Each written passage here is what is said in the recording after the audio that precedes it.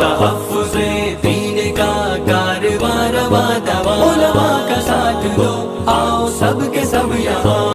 السلام علیکم ورحمۃ اللہ وبرکاتہ۔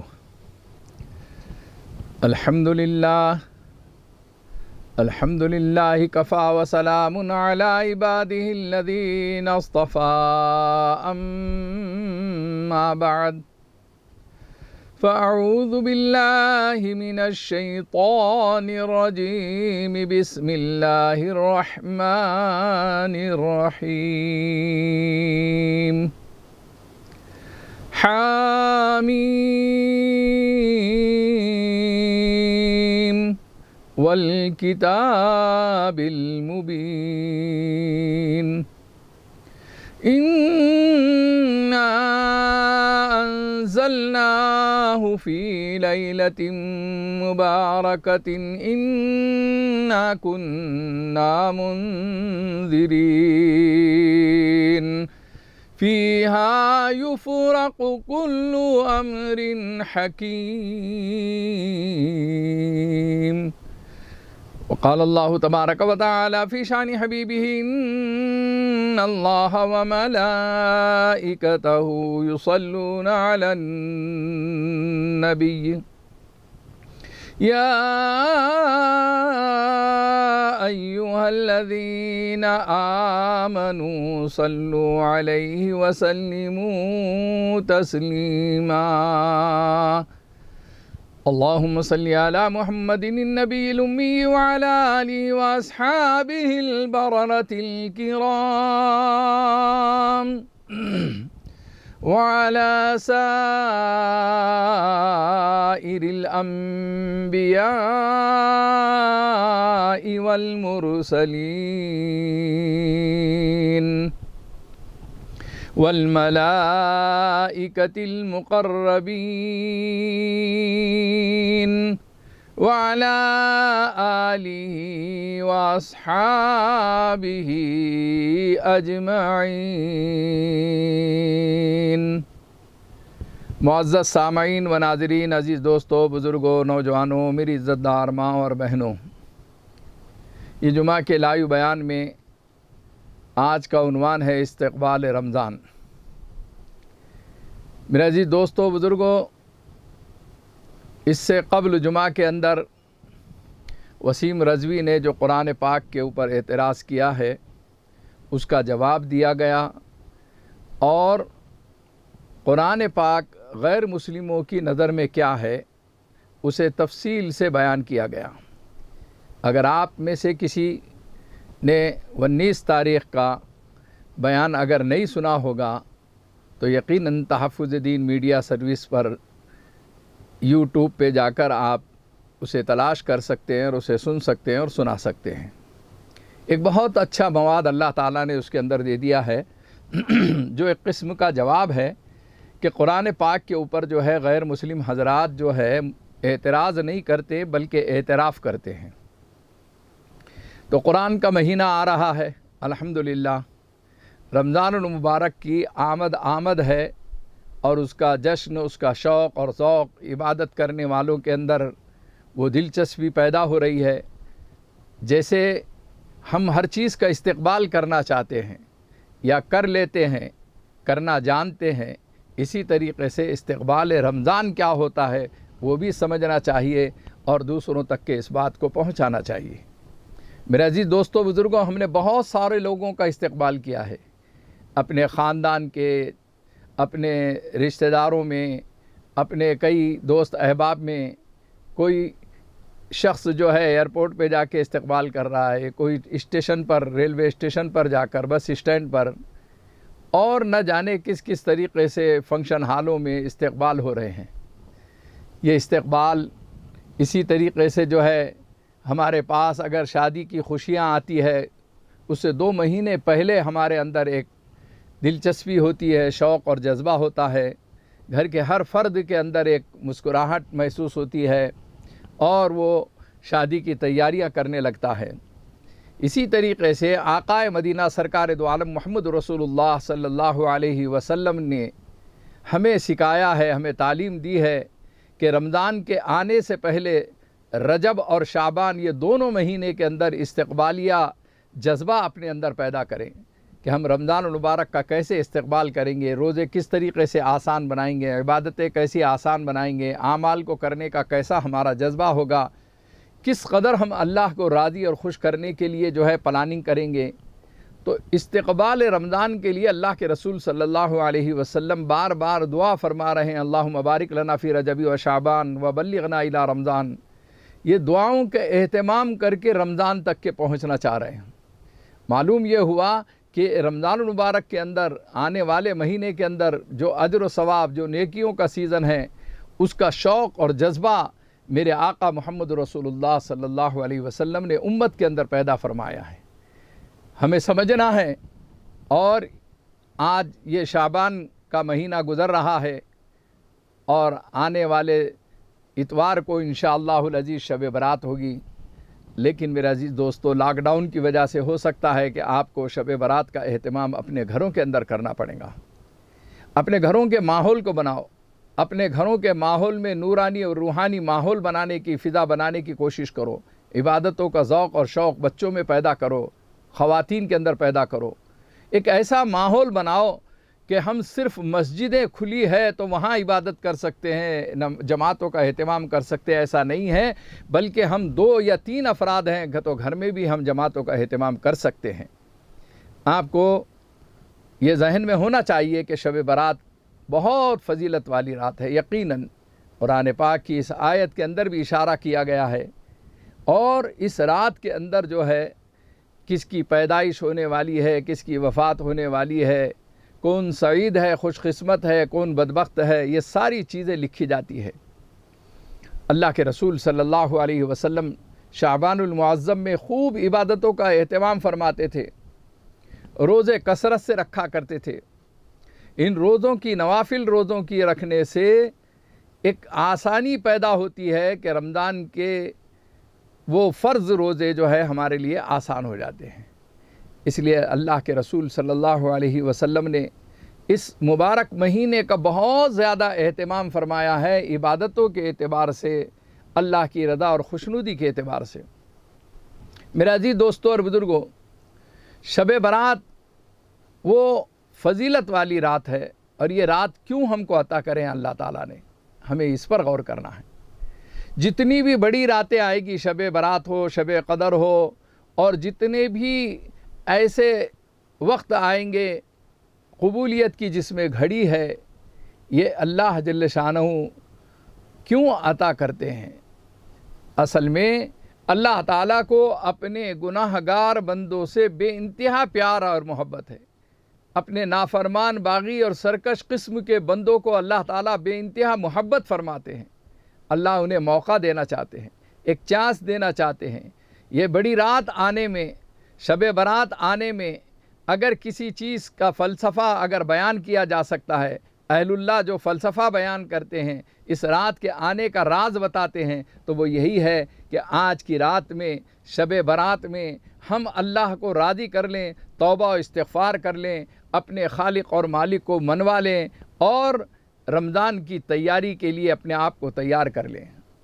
میرے عزیز دوستوں اور بزرگوں، اللہ تعالیٰ کتنے مہربان ہیں، اس کی شان رحیمی اور شان کریمی کیسی ہے کہ اگر بندہ گناہ کرتا ہے اور گناہ کرنے کے بعد فرشتے آتے ہیں، روایتوں میں آتا ہے کہ فرشتے لکھنا چاہتے ہیں، اللہ تعالیٰ روک دیتے ہیں کہ ابھی میرے بندے نے گناہ کا ارادہ کیا ہے، گناہ نہیں کیا ہے، ابھی مت لکھو۔ حالانکہ جب وہ نیکی کا ارادہ کرتا ہے تو فوراً فرماتے ہیں کہ ایک نیکی لکھ لو، اور جب وہ نیکی کر چکتا ہے، وہ خیر کا کام کر لیتا ہے، تو 10 نیکیاں لکھ دو کر کے فرماتے ہیں۔ یہاں پر اللہ کتنے مہربان ہیں۔ ان نافرمانوں کو سمجھنا چاہیے، بد نصیب انسانوں کو سمجھنا چاہیے، یہ بے نمازیوں کو سمجھنا چاہیے، بے دین کی ماحول میں زندگی گزارنے والوں کو سمجھنا چاہیے کہ تم نے گناہ کا ارادہ کیا۔ اللہ تعالیٰ فرشتوں کو فرماتے ہیں ابھی میرے بندے نے ارادہ کیا ہے، ابھی بندے نے گناہ نہیں کیا ہے، ابھی مت لکھو، کاٹ چھانٹ کرنا پڑے گی۔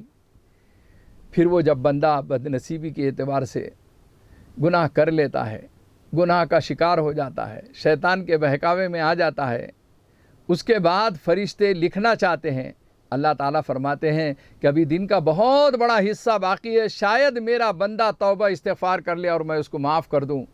گویا اللہ منتظر ہے ہمارے گناہوں کے بعد کہ میرا گناہگار بندہ مجھ سے توبہ کر لے گا۔ یا ایھا الذین آمنوا توبوا الی اللہ توبۃ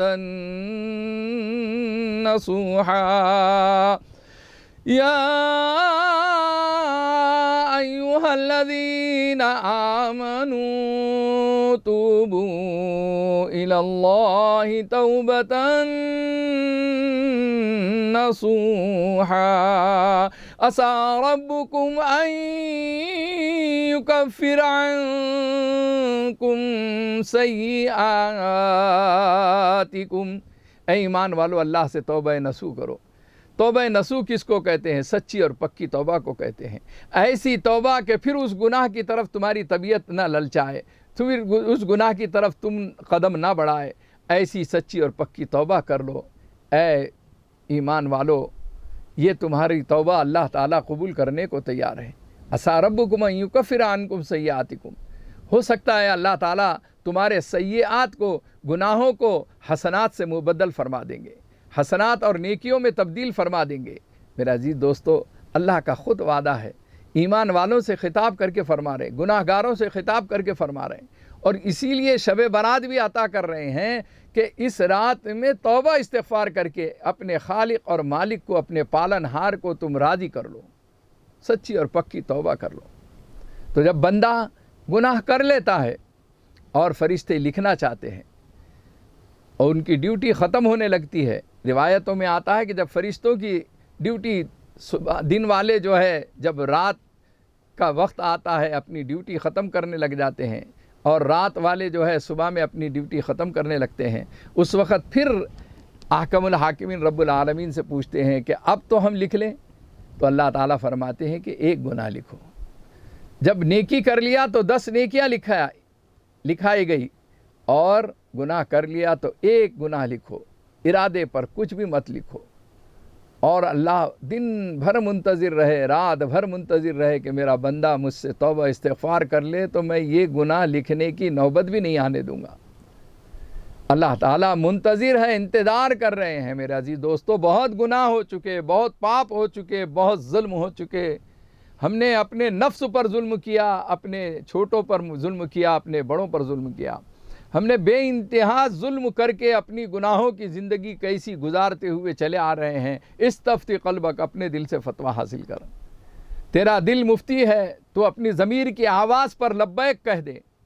تو سوچ کے صبح سے لے کے شام تک کے کتنے گناہ کرتا ہے، رات کو کتنے گناہ کرتا ہے، پھر بھی خالق اور مالک جو ہے وہ رحمان اور رحیم ہے، بڑا مہربان ہے، رحم کرنے والا ہے، وہ بندوں پر رحم کرتا ہے اور بہت موقع عطا فرماتا ہے۔ میرا عزیز دوستو، روایتوں میں آتا ہے کہ آقا مدینہ سرکار دو عالم محمد رسول اللہ صلی اللہ علیہ وسلم کی ایک سنت شب برات میں قبرستان جانے کی ہے۔ ماں عائشہ فرماتی ہیں، ام المومنین حضرت عائشہ صدیقہ رضی اللہ عنہا فرماتی ہیں کہ میں شب برات میں جب نیند سے بیدار ہوئی تو میں نے دیکھا کہ حضور پاک صلی اللہ علیہ وسلم بستر مبارک پر نہیں ہیں۔ میں پریشان ہو گئی، میں آہستہ آہستہ تلاش کرنے کے لیے نکل گئی، اور یہ بھی فرماتی ہیں کہ سب سے پہلے میرے ذہن میں یہ خیال آیا کہ شاید محمد صلی اللہ علیہ وسلم کسی سوکن کے گھر گئے ہوں گے۔ دیکھیے سوکن پناہ کیسا ہوتا ہے، عورتیں سب برداشت کر سکتی ہے لیکن سوکن پناہ برداشت نہیں کرتی ہے۔ ام المؤمنین کے ذہن میں بھی وہ خیال آیا ہے، اور وہ خیال کے اعتبار سے چل پڑی، لیکن ڈھونڈتے ڈھونڈتے پایا محمد صلی اللہ علیہ وسلم کو جنت البقیع میں۔ آپ صلی اللہ علیہ وسلم قبرستان میں ہیں۔ آپ کو دیکھ کر اطمینان ہو گیا، اور پھر دوڑی دوڑی اپنے گھر تشریف لائی۔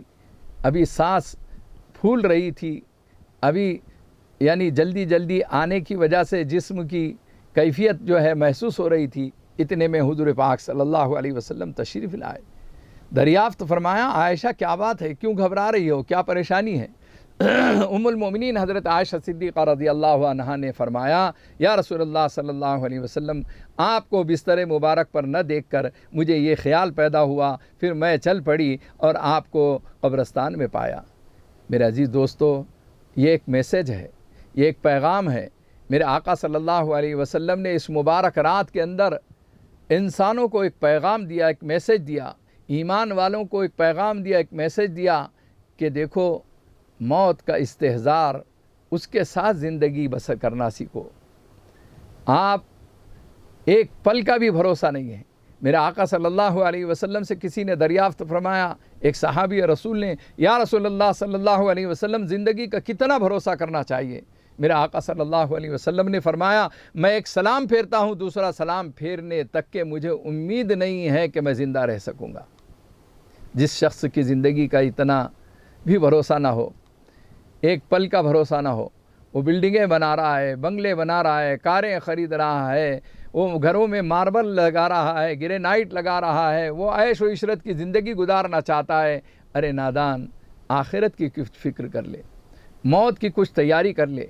मेरे आका सल्लल्लाहु अलैहि वसल्लम ने इस रात में कब्रस्तान जाकर ये पैगाम दिया है कि ज़िंदगी के अंदर तौबा इस्तिग़फ़ार अगर कोई माना रखती है, इसी तरीक़े से कब्रस्तान का मंज़र अपने ज़हनों के अंदर होना चाहिए, और कब्रस्तान को देखकर ये समझो कि वो इबरत की जगह है, वो इबादत की जगह नहीं है। ये भी फरमाया, ये समझना चाहिए। इसलिए मेरे अज़ीज़ दोस्तों, ये फ़र्द और वाजिब नहीं है, ये सुन्नत है, मुस्तहब है। आप चले जाएँ मौका हो तो। और अपने मरहूमीन के लिए आप क्या कर रहे हैं? वो बाप, वो माँ, वो भाई, वो बहन, जिनके साथ आप ज़िंदगी बसर करते थे, थोड़ा तसव्वुर कीजिए कि आज वो बेयारो मददगार मनो मट्टी के नीचे कब्र के अंदर आराम कर रहे हैं, उन पे क्या गुज़र रही होंगी। ये कब्र जो है दोज़ख के गढ़ों में से एक गड़ा है, या जन्नत के खिड़कियों में से एक खिड़की है। नौम का नौमतिल अरूस, सो जा जैसे पहली रात की दुल्हन सोती है। अच्छे लोगों के लिए तो ये खुशखबरी थी। क्यों नहीं सोचते हम कि कब्र में मेरे बाप पर क्या गुज़र रही होगी, मेरी माँ पर क्या गुज़र रही होगी, मेरी भाई बहनों पर क्या गुज़र रही होंगी। उसके लिए आप क्या ईसाले सवाब कर सकते हैं, क्या नेकियां पहुंचा सकते हैं, क्या तोहफ़ा पहुंचा सकते हैं।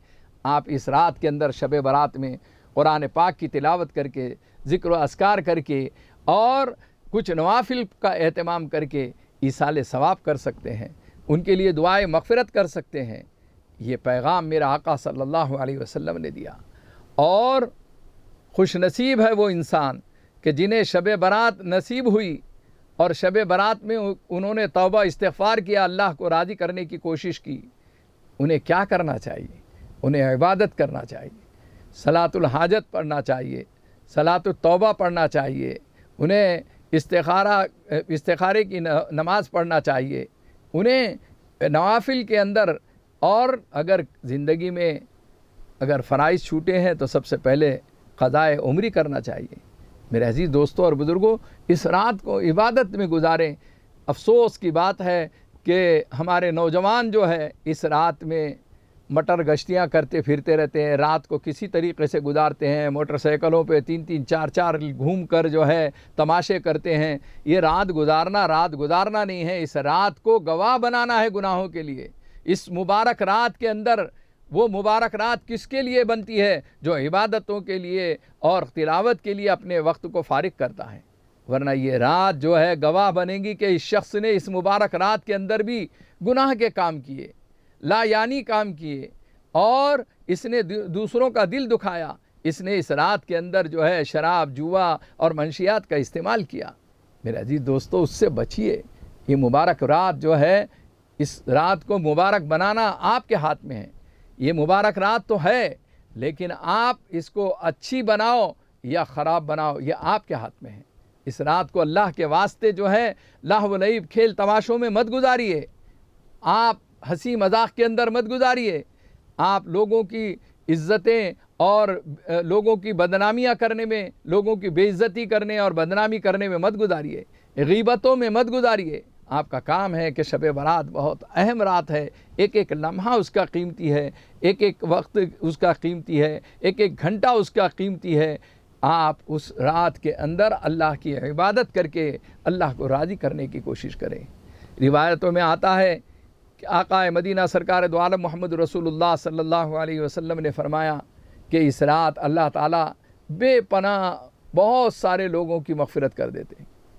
یہ فرماتے ہیں آواز آتی ہے اور فرشتے آ کر گلی کوچوں میں اور عبادت گاہوں کے پاس گھروں پر آ کے یہ آواز لگاتے ہیں، حل من مستغفرین فاغفرا، ہے کوئی مغفرت کی طلبگار کہ ہم اس کی مغفرت کر دیں۔ اللہ کی طرف سے منادی یہ آواز لگا رہا ہے، فرشتے یہ آواز لگا رہے ہیں کہ ہے کوئی مغفرت کا طلبگار کہ اللہ تعالیٰ اس کی مغفرت فرما دے۔ حل من مسترزق فارزقا، ہے کوئی رزق کا طلبگار کہ ہم اس کو روزی دے دیں، ہے کوئی مسائل کا طلبگار کہ ہم اس کے مسائل کو حل کر دیں۔ اللہ کی طرف سے یہ آواز مغرب کے بعد سے فجر تک کے لگائی جاتی ہے۔ ہم خواب غفلت میں سوئے ہوئے ہیں، ہم خواب غفلت میں پڑے ہوئے ہیں، ہم جو ہے بے راہ روی میں پڑے ہوئے ہیں، کتنی بدنصیبی ہوگی میرے عزیز دوستو۔ لیکن یقیناً جو ہے ان باتوں کے اوپر غور کرتے ہوئے اس کی بھی فکر کرنا ہے کہ آج کی رات میں سینکڑوں ہزاروں لاکھوں کی اللہ مغفرت کر رہے ہیں، لیکن اس کے ساتھ یہ فرمایا ہے کہ اللہ تعالیٰ کسی مشرک کی مغفرت نہیں فرمائیں گے، اللہ تعالیٰ کسی والدین کی نافرمانی کرنے والے کی مغفرت نہیں فرمائیں گے، اللہ تعالیٰ اس رات میں قطع رحمی کرنے والا، رشتہ داریوں کو توڑنے والے کی مغفرت نہیں فرمائیں گے، اللہ تعالیٰ اس رات میں حسد، کینہ، کپٹ رکھنے والے کی مغفرت نہیں فرمائیں گے۔ اس طریقے سے اللہ تعالیٰ نے تقریباً 8 لوگوں کا تذکرہ فرمایا، زنا کرنے والے، شراب پینے والے، شرک کرنے والے، والدین کی نافرمانی کرنے والے، قطع رحمی کرنے والے، حسد، کینہ، کپٹ رکھنے والے، ان تمام کی اللہ مغفرت نہیں فرمانے والے ہیں۔ یہ گویا بد نصیب انسان ہیں، فہرست میں سے نکال دیے گئے ہیں، یہ راندے دربار کر دیے گئے ہیں۔ کیا ہو گیا ہمیں کہ اللہ رسول کے حکم کے بعد کسی کا سب سے بڑا مقام تھا۔ روایتوں میں آتا ہے کہ ماں کے قدموں کے نیچے جنت ہے اور باپ جنت کا دروازہ ہے۔ ہم گھر میں جنت رکھ کر اس جنت سے استفادہ حاصل نہیں کر رہے اور ہاتھ اٹھا کر مسجد میں جو ہے تہجد کے ٹائم پہ جنت کی طلب کر رہے ہیں، جنت مانگ رہے ہیں، جنت الفردوس مانگ رہے ہیں۔ گھر پہ آتے ہیں تو ماں کا دل دکھاتے ہیں، بیوی کا دل دکھاتے ہیں، انہیں رلاتے ہیں، ترساتے ہیں، ان پر ظلم کرتے ہیں، بہنوں پر ظلم کرتے ہیں، بھائیوں پہ ظلم کرتے ہیں، حقوق برابر ادا کرتے نہیں ہیں، حقوق برابر دیتے نہیں ہیں۔ میرے عزیز دوستو، یہ کیسی بدنصیبی ہے، یہ کیسی نادانی ہے، یہ کیسی دینداری ہے کہ آج ہم جو ہے والدین کے فرما بردار نہیں ہیں۔ ہمیں کہا جا رہا ہے، بار بار حکم دیا جا رہا ہے کہ ماں باپ کے سلسلے میں کہ وَبِالْوَالِدَيْنِ إِحْسَانًا وَبِالْوَالِدَيْنِ إِحْسَانًا وَبِالْوَالِدَيْنِ إِحْسَانًا کہ ماں باپ کے ساتھ اچھا سلوک کرو۔ وَلَا تَقُلْ لَهُمَا اُف، انہیں اف مت کہو۔ وَقَضَىٰ رَبُّكَ أَلَّا تَعْبُدُوا إِلَّا إِيَّاهُ وَبِالْوَالِدَيْنِ إِحْسَانًا إِمَّا يَبْلُغَنَّ عِندَكَ الْكِبَرَ أَحَدُهُمَا أَوْ كِلَاهُمَا فَلَا تَقُل لَّهُمَا أُفٍّ وَلَا تَنْهَرْهُمَا فَلَا تَقُل لَّهُمَا أُفٍّ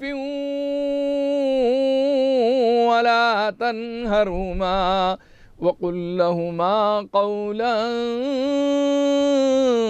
كَرِيمًا۔ کتنی پیاری آیت ہے، کیسا ڈائریکشن، ہدایت دی گئی ہے۔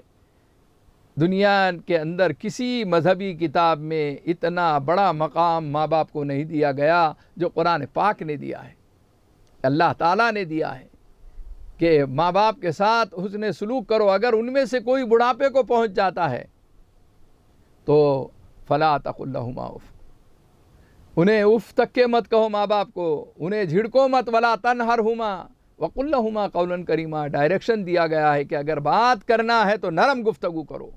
تم کتنے بھی بڑے عہدے کے اوپر، منصب کے اوپر ہو، تم کتنی بھی بڑی ڈگریاں رکھتے ہو، تم کتنے بھی بڑے مالدار ہو، کتنے بھی بڑے شہرت یافتہ ہو، چاہے تم عالمی شہرت یافتہ ہو، لیکن یاد رکھو کہ ماں باپ کے سامنے جو گفتگو کرو گے وہ ادب کے ساتھ کرو، انہیں جھڑکانا نہیں، انہیں رلانا نہیں، انہیں اف تک کے کہنے کی اجازت نہیں ہے۔ اگر کوئی کہہ رہا ہے تو اس سے زیادہ اس سرزمین کے اوپر، اس دھرتی کے اوپر بدنصیب انسان کوئی بھی نہیں، اس کا انجام بہت برا ہونے والا ہے، بہت برا انجام ہونے والا ہے۔ ہو سکتا ہے اسے کلمہ نصیب نہ ہو، جیسے ایک صحابی رسول کا بہت مشہور واقعہ ہے۔ اس وقت کی قلت کی وجہ سے حضرت اکرمہ رضی اللہ عنہ کا وہ واقعہ میں پورا تفصیلی نہیں سنا سکتا ہوں، لیکن حضرت اکرمہ کی زبان پر مرنے کے وقت کلمہ جاری نہیں تھا جب تک کہ ان کی ماں نے معاف نہیں کر دیا، اور آقا صلی اللہ علیہ وسلم نے سفارش کی ان کی ماں سے کہ معاف کر دو، میرے اور آپ کے لیے تو کوئی بزرگ آنے والا بھی نہیں ہے، ہمارے ماں باپ تک کے پہنچنے والا نہیں، کوئی عالم دین پہنچنے والا نہیں ہے، سفارش کرنے والا کوئی بھی نہیں ہے کہ جانے دو بچے کو معاف کر دو۔ کس ماحول میں ہم زندگی گزار رہے ہیں، کیسی یعنی جو ہے بے راہ روی کا معاملہ ہے ہمارا۔ میرے عزیز دوستو، تھوڑا خیال کرو، ماں باپ کے ساتھ اچھا سلوک کرو، رحم دلی کا معاملہ کرو۔ ارے لوگوں کو زکوٰۃ تقسیم کرتے ہو، لوگوں کو خیرات تقسیم کرتے ہو، خوب زیادہ مالدار ہیں آپ کے گھر کے سامنے لائن لگی ہوئی ہے، لیکن افسوس ہوتا ہے جب ان کے ماں باپ سے ملاقات ہوتی ہے تو وہ کہتے ہیں کہ کبھی اس کو ہمارا خیال نہیں آتا ہے، کبھی خیرات سمجھا کر خیرات تک کے دینے کو ہم لوگوں کو تیار نہیں ہے۔ کیسا سنگ دل بیٹا ہو چکا ہے، کیسا پتھر دل بیٹا ہو چکا ہے۔ ایسے بے شمار واقعات ہیں میرے عزیز دوست۔ والدین کی نافرمانی کرنے والے کی آج کی رات میں شب برات میں مغفرت نہیں ہوتی ہے، اسی لیے گھروں کو جاؤ، عہد کر لو اور طے کر لو کہ گھر پہ جانے کے بعد سب سے پہلے آپ اپنی والدہ سے معافی مانگیں گے، آپ کے والد سے معافی مانگیں گے۔ آج کی رات جو ہے اپنے والدین کی منوا لو، انہیں راضی کر لو، اور تھوڑی سی بھی عبادت اگر تم کرو گے تو وہ انشاءاللہ قبول ہونے والی ہے، لیکن والدین کی نافرمانی کرنے والے کی آج کی رات مغفرت نہیں ہونے والی۔ شرک سے زندگی پاک کر دو۔ ایک شرک خفی ہے اور دوسرا شرک جلی ہے۔ چھپا ہوا راستہ شرک کا، چور راستہ آتے آتے یہ جو ہے شرک جلی پہ ڈال دیتا ہے، انسان کو مشرک بنا دیتا ہے۔ اللہ تعالیٰ نے فرمایا ان الشرک لظلم عظیم، شرک جو ہے بہت بڑا گناہ ہے، اللہ سب معاف کر سکتے ہیں۔ ان اللہ لا یغفر ان یشرک بہ ویغفر ما دون ذلک لمن یشاء، لیکن مشرک کی معافی نہیں ہے، اللہ معاف کرنے والے نہیں ہیں۔ آج شرک کیا ہے؟ آج شرک زندگی کے اندر چور راستے سے خوب داخل ہو چکا ہے۔ ہم ایک طرف تو کہتے ہیں ایاک نعبد و ایاک نستعین، اے اللہ ہم تیری ہی عبادت کرتے ہیں، تجھ ہی سے مدد مانگتے ہیں، اور پھر ان سے بھی مدد مانگ رہے، ان سے بھی مدد مانگ رہے، ان کے بھی در پہ جا رہے ہیں، ان کے بھی در پہ جا رہے۔ دکان سے ہوتا ہے اس کا یقین ہے، مکان سے ہوتا ہے، فلاں چیز سے ہوتا ہے، فلاں عہدوں سے ہوتا ہے، منصب سے ہوتا ہے، مقام سے ہوتا ہے، اللہ سے ہوتا ہے بھائی میرے، ان سب سے نہیں ہوتا ہے۔ ہم نے نفی کی ہے، ان ساری چیزوں کی نفی کی ہے کہ ان سب سے کچھ نہیں ہوتا، نہ دکان سے کچھ ہوتا ہے، نہ فلاں چیز سے کچھ ہوتا ہے، نہ میری صلاحیت سے ہوتا ہے، نہ میری ڈگری سے ہوتا ہے، اللہ سے ہوتا ہے۔ اللہ ہی دینے والے، اللہ نفع اور نقصان کے مالک ہیں۔ وہ شرک جو چور راستے سے ہماری زندگیوں میں داخل ہوا ہے، اور اس شرک کی نحوست یہ ہے کہ ہمیں عبادتوں کے اندر ذوق نہیں پیدا ہوتا، ہماری عبادتوں میں ذوق شوق پیدا نہیں ہوتا ہے، ہم عبادتوں سے کتراتے ہیں، اللہ کی فرما برداری سے کتراتے ہیں، اس کی اطاعت سے کتراتے ہیں، دور بھاگنے لگ جاتے ہیں۔ ارے کیا افسوس کا منظر ہے، افسوسناک منظر ہے کہ لوگ گھیرنے کے واسطے گلی کوچوں میں گشت لگا کر ہمیں گھیر کر مسجدوں میں لانے کی کوشش کر رہے ہیں۔ کیا ہوا؟ ہم مسجد کا راستہ بھٹک چکے ہیں، کہاں گھنٹی بجانے چلے جا رہے ہو، کس مندر کا رخ کر رہے ہو، کس دوزخ کے راستے کا رخ کر رہے ہو، سوچتے بھی نہیں ہو۔ آج اللہ کے کچھ بندوں کو اللہ تعالیٰ نے توفیق دی ہے، وہ گشت لگا رہے ہیں، دعوت و تبلیغ کے ذریعے سے یہ محنت چل رہی ہے، گشت لگا کے گھروں پر آ کے عثمان بھائی، ابراہیم بھائی، موسیٰ بھائی، عیسیٰ بھائی، کہاں جانا ہے؟ مسجد کو جانا ہے۔ ارے آپ کو کاٹنے کے لیے نہیں لے جا رہے، آپ کو مسلخ کے اوپر نہیں لے جا رہے، آپ کو مسجد تک کے لے جا رہے ہیں، آپ کو کلمہ یاد دلا رہے ہیں، آپ کو نماز یاد دلا رہے ہیں، یا آپ کی عبادت اور کا ذوق اور شوق آپ کا اندر پیدا کر رہے ہیں۔ میرے عزیز دوستو، ایسا زوال آیا اس امت کے اوپر کہ کلمہ گو کبھی تصور نہیں کر سکتے تھے، ایک ایمان والا کبھی تصور نہیں کر سکتے تھے کہ وہ بے نمازی ہوگا۔ حضور پاک صلی اللہ علیہ وسلم کے زمانے کے اندر روایتوں میں آتا ہے کہ اس زمانے کا بڑے سے بڑا منافق بھی جماعت سے نماز کا اہتمام کرتا تھا، نماز نہیں چھوڑتا تھا۔ آج کے بڑے سے بڑا تہجد گزار آدمی جو اپنے آپ کو کہتا ہے دیندار، وہ جماعتوں کا اہتمام نہیں کرتا، نمازوں کا اہتمام نہیں کرتا، تہجد کا اہتمام نہیں کرتا، نمازیں چھوڑے چلے جا رہے ہیں۔ کیا نماز پڑھتے ہیں؟ کیا آپ کسی سے پوچھا جائے تو وہ کہتا ہے کہ ہاں میں جمعہ کو جمعہ پڑھتا ہوں۔ کوئی آتے ہیں وہ کہتے ہیں کہ ہم ہر بڑی رات کو آ جاتے ہیں ماشاءاللہ، اور کوئی آتے ہیں کہتے ہیں کہ ہم عید کو عید آتے ہیں۔ یہ حال اگر مسلمانوں کا ہے، ایمان والوں کا ہے، تو آپ کو بے انتہا فکر کرنا ہے۔ دعوت کا کام اپنے لحاظ سے اولین ترجیح دینا ہے دعوت کے کام کو، اور دعوت کا کام اپنے غیر مسلم بھائیوں تک کے دینا یہ انتہائی ضروری ہے۔ اس زمانے کے اندر فرقہ وارانہ ماحول ہے، فرقہ واریت بہت عام ہو چکی ہے، اسلام دشمنی اور مسلمان دشمنی کے سلسلے میں لوگ بکواس کرنا شروع کر دیے ہیں۔ ایسے زمانے کے اندر ان غیر ایمان والوں تک کے ایمان کی دعوت دینا، اسلام کی دعوت دینا، اسلام کو سمجھانا، قرآن کو سمجھانا، قرآن کا پیغام دینا۔ آج میرے عزیز دوستو، قرآن پہ کوئی مسلمان اعتراض کرے گا یہ سوچ سکتے تھے آپ؟ ایسا بدنصیب انسان وسیم جو ہے، یہ اصل میں وسیم نہیں ہے، یہ زنیم ہے، اس کا نام بدلنا چاہیے۔ زنیم کہتے ہیں، قرآن کہہ رہا ہے زنیم کے معنی ہے ادھر کا بھی نہیں ہے ادھر کا بھی نہیں ہے، ہجڑے کو کہتے ہیں، ہجڑے کو۔ ایک زنیم ہے یہ جو بدنام زمانہ قرآن کے اوپر اعتراض کرتا ہے۔ آپ جب تک کہ اس سلسلے میں سخت احتجاج نہیں کریں گے، دھرنے نہیں دیں گے اور کورٹ کچہری نہیں کریں گے، جب تک کہ کمپلین نہیں کریں گے، جب تک کہ قانون کا سہارا لے کے ایسے لوگوں کو سبق نہیں سکھائیں گے، تو میرے عزیز دوستو پھر وہ وقت آنے والا ہے کہ ایسے اور کئی زنیم کھڑے ہو جائیں گے، کئی ہجڑے کھڑے ہو جائیں گے، نطفہ حرام کھڑے ہو جائیں گے۔